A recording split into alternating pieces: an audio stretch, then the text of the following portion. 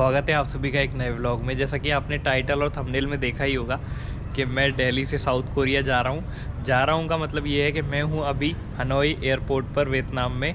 तो पूरी स्टोरी बताता हूँ शुरू से क्या हुआ, और ब्लॉग मैंने यहाँ से क्यों स्टार्ट कर रहा हूँ वो भी मैं आपको बताता हूँ। तो शुरुआत करते हैं। अगर चैनल पर फर्स्ट टाइम आए हैं तो लाइक करिएगा, सब्सक्राइब करिएगा। बहुत सारे व्लॉग्स अभी आने हैं साउथ कोरिया के, और हो सकता है बाकी एक दो कंट्रीज़ और जाऊँ, अभी पता नहीं है। लेकिन अगर आप फर्स्ट टाइम आए हो तो चैनल को सब्सक्राइब किए बिना मत जाना। तो यार कुछ ऐसा हुआ कि मेरी दिल्ली से हनोई की जो टिकट थी वो 30 अक्टूबर की थी, और आप ये व्लॉग देख रहे होंगे अप्रॉक्सीमेट 2 नवंबर को। तो मैं आपको बताता हूँ क्या हुआ मेरे साथ में। मैंने ना 3-4 महीने पहले, क्योंकि विज़जेट एयरलाइन की आपको पता ही है कि बहुत सारी सेल चल रही थी ना इस टाइम पे, तो अभी भी चल रही है कुछ कुछ। वो 9 रुपये वाला जो इंस्टाग्राम पे रील वायरल हुई थी, ऐसे ही थी। तो मैंने तो खैर उससे पहले ही, बहुत टाइम पहले ही टिकट बुक कर लिया था, और सोचा था कि यार दिवाली के बाद चलो जाएंगे, तब तक थोड़े पैसे वैसे जोड़ लेंगे तो घूम आएंगे कहीं एक दो जगह। तो ऐसे ही मैंने ना क्या किया, मैंने वियतनाम की टिकट बुक कर ली दिल्ली से, और एक अप्रॉक्सीमेट 20-25 दिन बाद का मैंने रिटर्न का भी टिकट बुक कर लिया। ठीक है, वियतनाम टू अपना दिल्ली।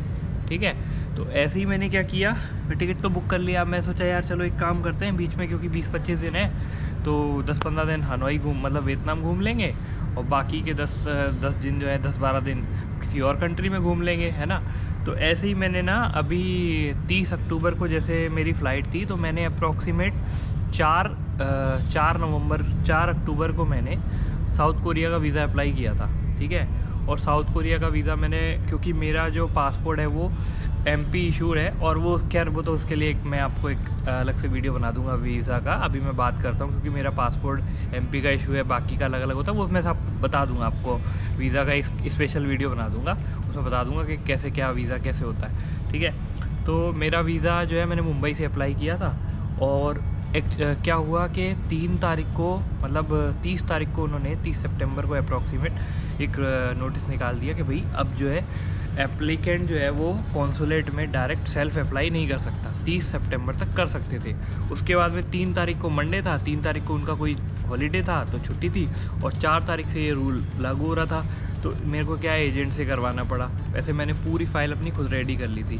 तो क्या हुआ, 4 तारीख को मैंने, मतलब 4 अक्टूबर को मैंने वीज़ा अप्लाई किया।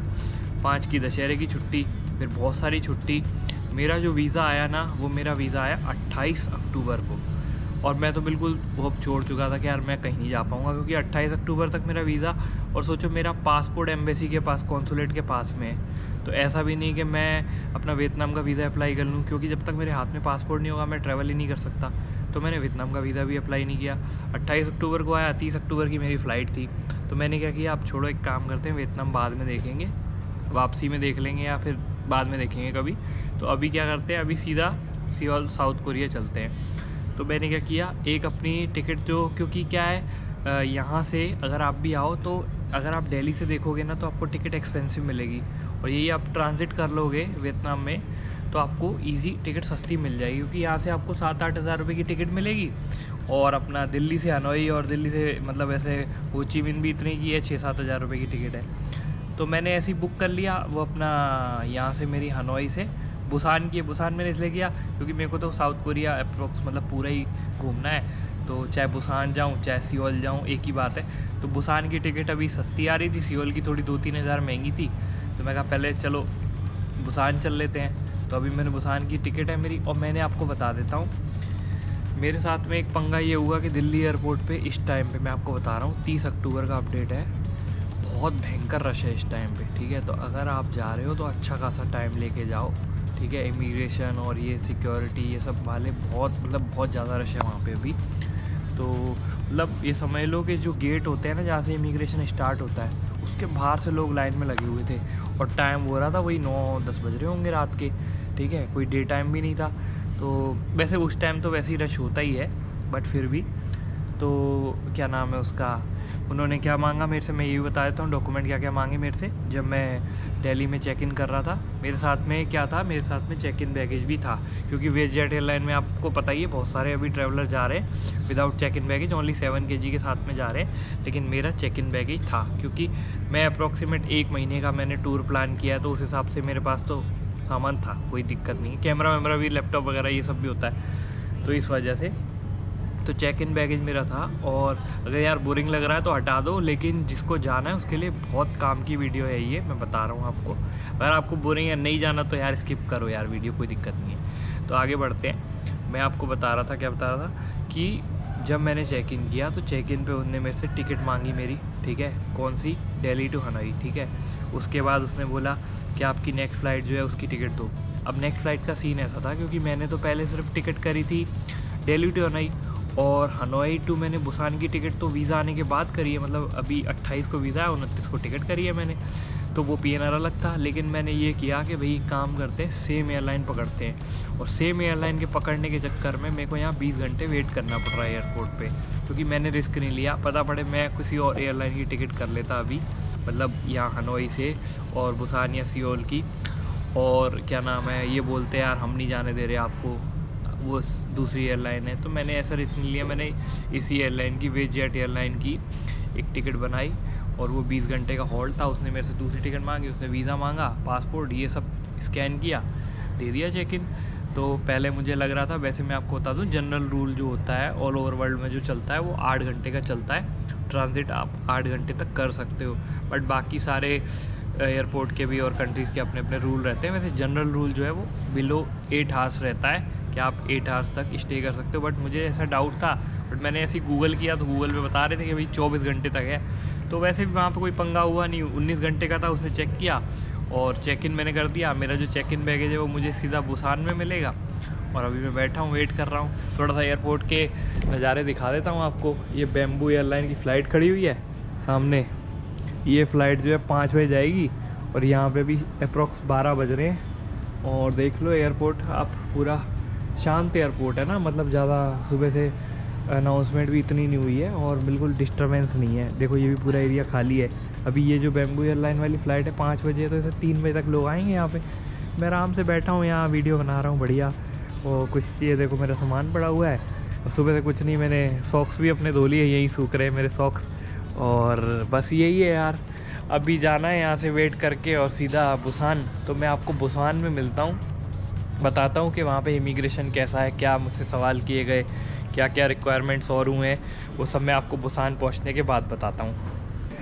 अगर आप हनोई आ रहे हो, मतलब यहाँ पे वियतनाम में घूमने आ रहे हो, या किसी भी रीज़न से आ रहे हो, या फिर यहाँ से ट्रांजिट कर रहे हो, पहले आप ये देख लो, ड्यूटी फ्री की सारी शॉप्स बनी हुई है ना।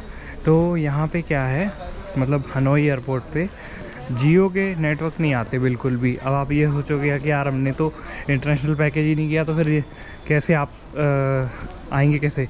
तो क्या होता है, जैसे एयरटेल में क्या होता है, एयरटेल में ना, मतलब अगर आप रिचार्ज नहीं भी कराओ तो OTP के लिए तो मैसेज और नेटवर्क आ ही जाता है। लेकिन जियो में, मैं सुबह से यहीं पर हूँ तो मुझे जियो में कुछ भी नहीं दिखा, एयरटेल में इवन पूरे नेटवर्क आ रहे थे, है ना।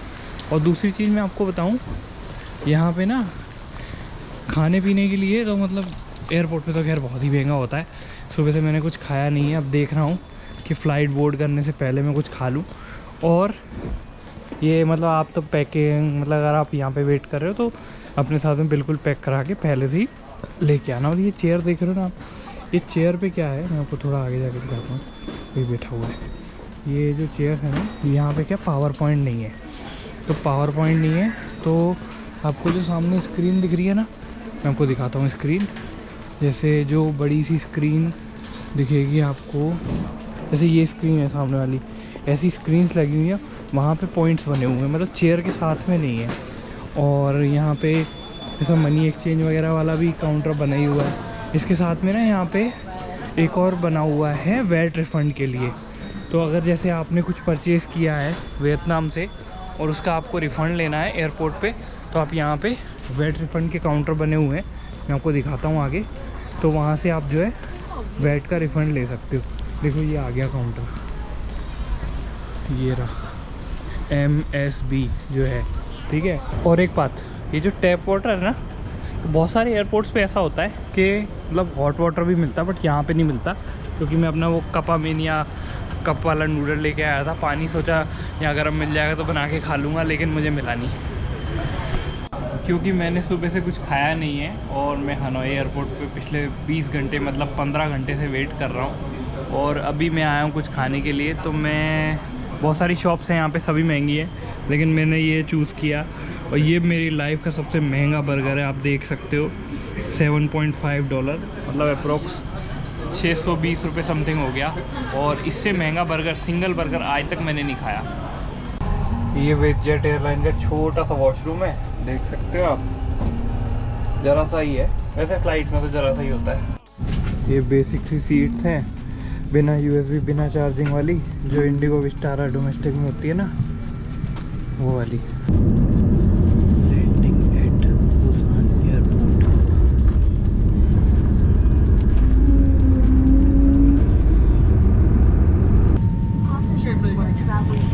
पहुंच गया हूँ बुसान एयरपोर्ट पर।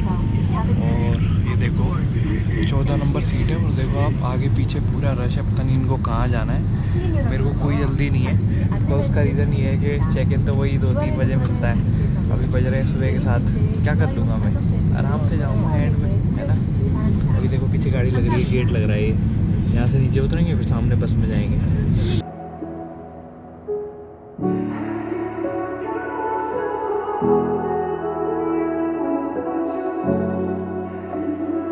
जैसे ही आप एंटर होगे ना बुसान एयरपोर्ट या फिर अपना सियोल एयरपोर्ट पे, तो ये क्यू कोड वाले बने हुए हैं।